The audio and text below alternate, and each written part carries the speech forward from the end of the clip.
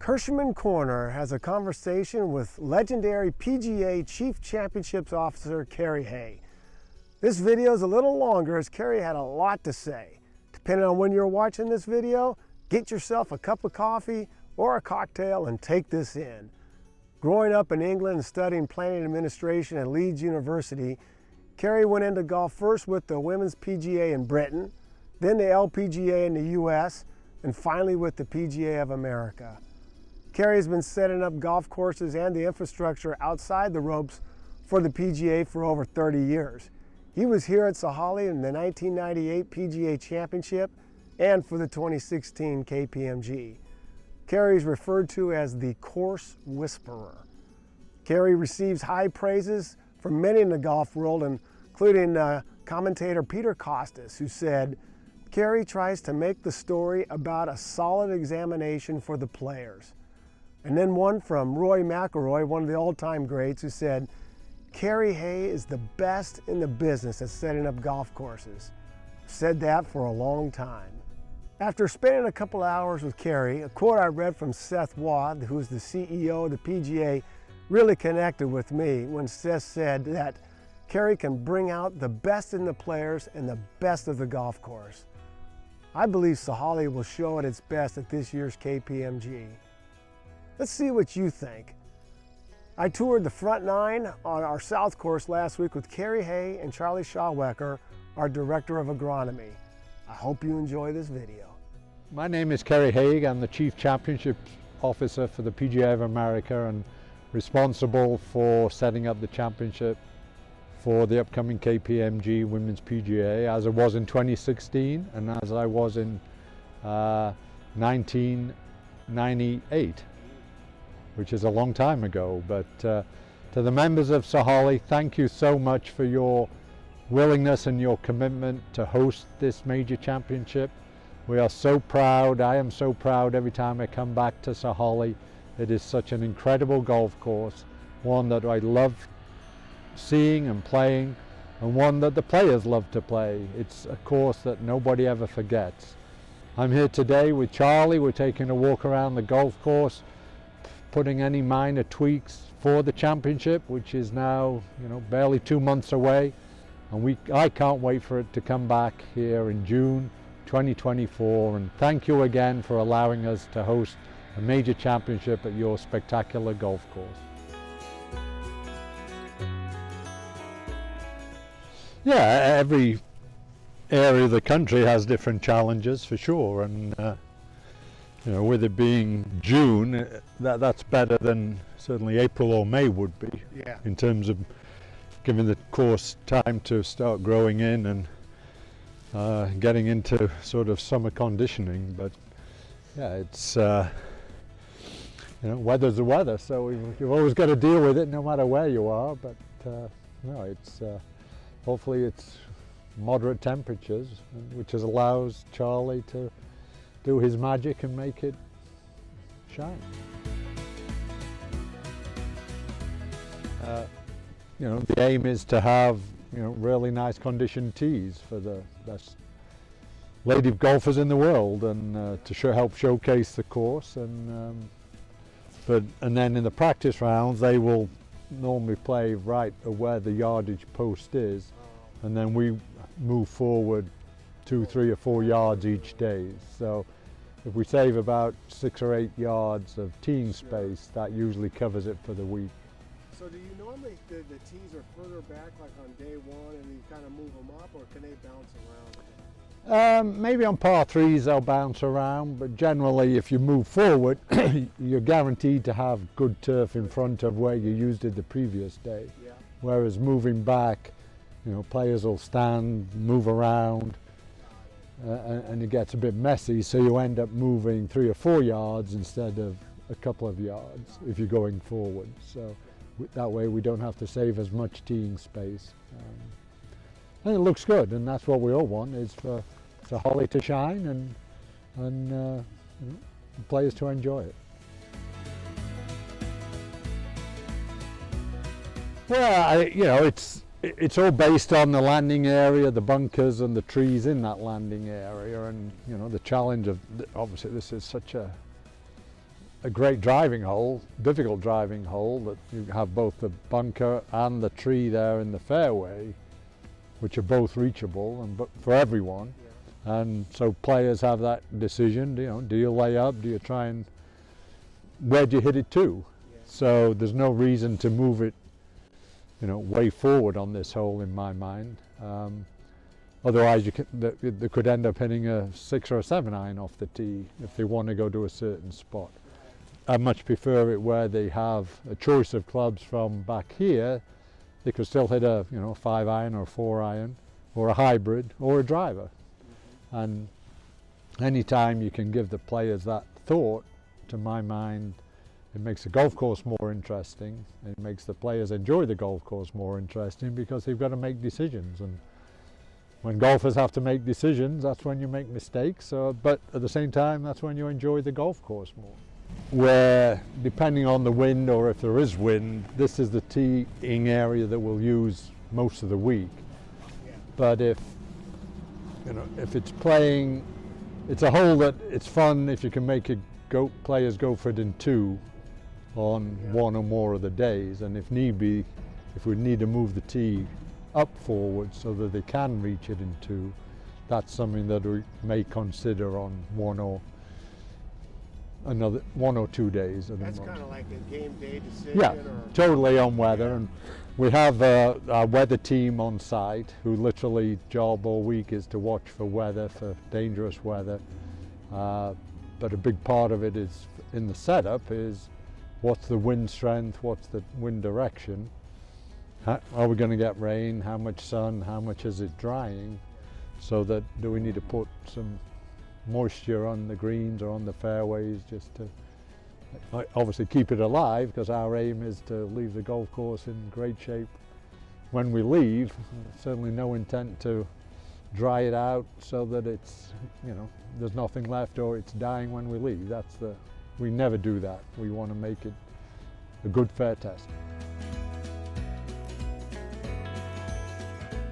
Yeah, so much depends on Mother Nature of what you can and can't do with the firmness, but yeah, I think most players like the greens to be somewhat firm. But when you're saying that a good shot will ultimately stop, it doesn't necessarily and shouldn't necessarily have to be able to spin back. But the great thing here at Sahalee is on most greens you have an area where you can bounce it up, bounce it short or run up to if it's a front hole location, if you don't feel you can hold it.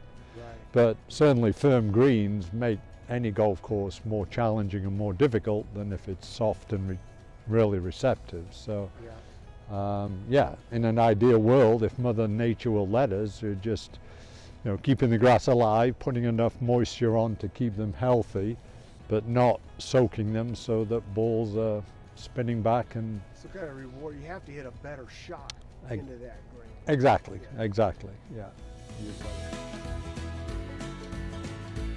Yeah, that's a great question. So I would answer that by saying it sort of primarily depends on how much contour and slope are in the greens of wherever we are. And obviously here at Sahalee, you have a lot of shoulders and sort of knobs. So you've got to be careful with the speed. So yes, we like them quick, as I call championship speed. We try not to, or the PGA of America, we don't actually try not to give out a number, other than I work with Charlie and the superintendent to kind of figure out ourselves what it is. But I'm a great believer for the protection of people, of other superintendents, that if you start advertising a certain number of the green speed, that I know a lot of pressure is put on by club members of their own clubs to say, well, we need our greens at whatever the number is. And job security for superintendents is difficult when you do that, because keeping greens at a high speed is not, you can't do it year long without jeopardizing the health and conditioning of the greens. And in fairness to the superintendents, we say, well, the championship speed, and that is a speed that's hopefully fair and relevant for the amount of slope in the greens. for the ability of the players who are playing. So obviously in this case we've got the best women players in the world playing on, you know, greens that have a lot of great movement in them. So it's, I'd say the greens are going to be certainly quick, but probably not as quick as they potentially could do. But to your point, if you make them so quick, you lose a lot of the great hole locations on these wonderful greens. So some of the small pockets would disappear because, as you know, they roll off the shoulders, off the level where the hole is, and go off the green. So it's a balance, and I think it's trying to make that balance fair but challenging is what we try to do. Flags probably, it's tough. This hole's tough. It doesn't matter. Yeah. But if you took the flag as well, it's just, yeah. It's well, and that's a great example of where the speed is, championship speed, we probably can't use that whole location that the speed we'll have for the KPMG. Yeah. But week in, week out, if you have the greens at a slower speed, you could use that. You can use that. So this is a great example of a location that, why slower speeds sometimes make it more interesting as well, because you can use some locations more into slopes that you can't at the faster speed. You've got to make that decision. What, you know, do you want to use those hole locations? If so, you've got to slow the green down or make it unfair. Right. And then nobody likes that. Yeah. So, yeah. This will get down tighter as we get into the event and Right. get that step. Yeah, you height don't all the need to way do it down. every day. Yep. Right, Yep. yeah. Love it. And the bunkers, I'm good with how you're doing those once we get them all. Yep, Tied it up. we'll do the Aussie style raking Yep. and pack the faces. Yep. You have much problem with plug balls day in, day out? Not on the faces. We have found that, you know, since we are committed to that Aussie raking, that we get some weeds and some algae in the bunker faces. up So on the periodically churn. we could churn those, Yeah. which we'll do, you know, a handful of weeks before the event.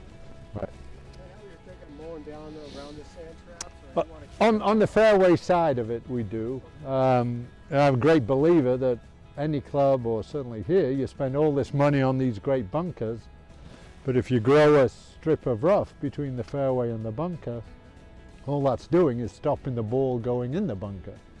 So why have the bunker in the first place? So if you mow down the rough between the fairway, then any ball that's going there will likely go in, and you can use all that well spent money on the bunkers. Yeah, and this is, I guess, totally a personal preference on any golf course, that part of the fun of playing a golf course is to be able to play from anywhere on the property. And that's why we have the rules of golf that can tell you, you know, if you deserve a drop, where to drop it from that position. So I really don't like internal out of bounds. So I'd rather not have an out of bounds and have my ball run down the road, say here on 9, and if it goes in the parking lot, that's great.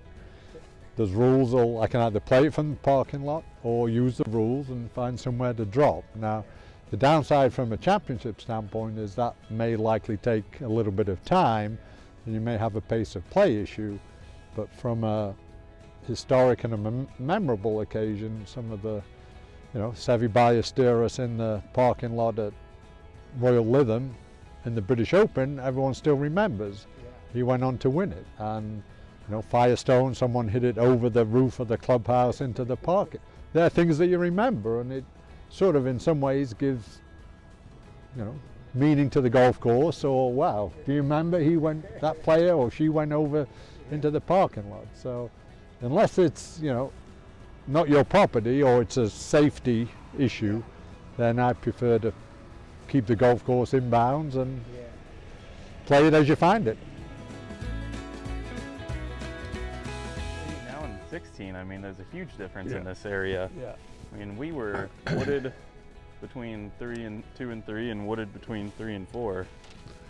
Yeah, I think over the years those tree adjustments have really helped agronomically to try and grow grass, because as you know, in the shade, and that's why it's so tough in the winter times, because there's no sunlight and obviously not much heat to help the grass grow. But anything like this has really been a great help. Anyone that plays at Saholly never forgets their experience here, because you look down any fairway, it's incredible. The biggest challenge we have at Saholly is the amount of space outside of the golf course to fit all the infrastructure. Yeah. And it's sort of perfect for the KPMG or the senior event. Yeah. The PGA Championship, you know, from '98, it was busy and it was tight then. Yeah. The championship infrastructure has probably doubled in size since then. And to be honest, there's literally not enough space outside of the golf course to put everything. Yeah.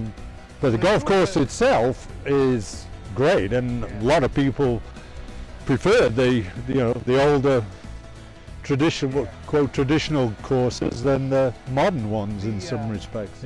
But the golf course itself, then, I guess, is still appealing. The older style has its Totally, and all yeah. that, so. Yeah. No, the players love playing, and as we saw in 2016, and they really enjoyed the experience. And who doesn't? It's such a great golf course, and as I say, it's unique. You never forget when you play Saholly, and that's something that the members should be proud of. Difference here, right? Because I remember when you were, any drive on this right side was totally blocked out previously. Mm-hmm. And at least now, although it's a heck of a long way from here, you've got a chance to run it up and get to the green. Yep. This was a big change, because it stuck out there, right? Yeah, no, totally blocked out. It blocked the right-hand side of the green. Yeah, this is a good change.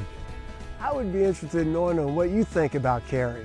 For me, I feel our club, our course, and the KPMG tournament is in great hands with Kerry and Charlie. I also think Kerry would be an interesting and fun person to play around a golf with and have a pint following the round. Kerry, if you see this video, consider it an open invitation. For the rest of you, I look forward to seeing you at the club soon. Hit 'em straight.